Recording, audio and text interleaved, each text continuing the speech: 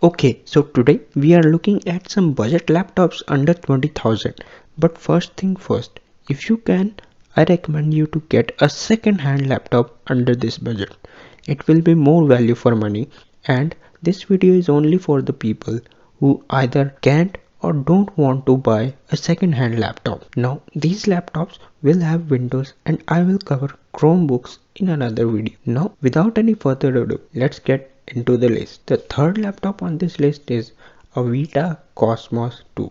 Now, this laptop comes with a 2-core Intel Celeron 4000 chip with 4 GB RAM and 64 GB storage, which is an eMMC storage.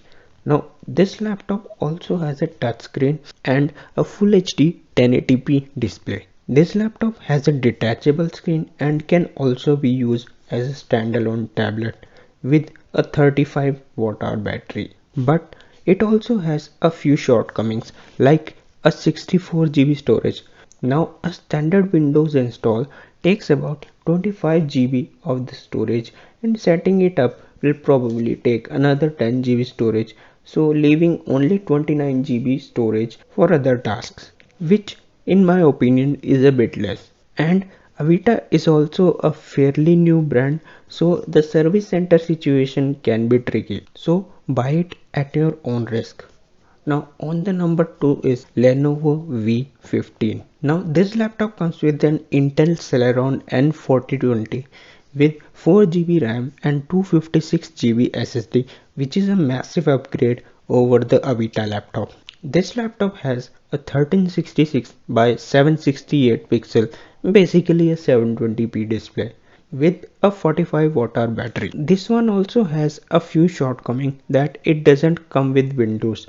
It comes with DOS and you will have to install Windows on your own, which is pretty simple if you ask me. There are tons of tutorials on YouTube for that. Now number 1 on this list according to me is Lenovo E4155. Now this laptop comes with AMD Athlon 3150U with 4 GB RAM and 256 GB of storage with a 220 nits of 1080p display with a 49 watt hour battery. Now this laptop also does not come with a Windows install, so you will have to manage it on your own. But like I said, if you can, go for a second-hand laptop in this price range. If you plan to do anything other than browsing web, Microsoft Office, maybe a bit of emails or watching videos, just extend your budget by at least 10,000 and go up to 30,000.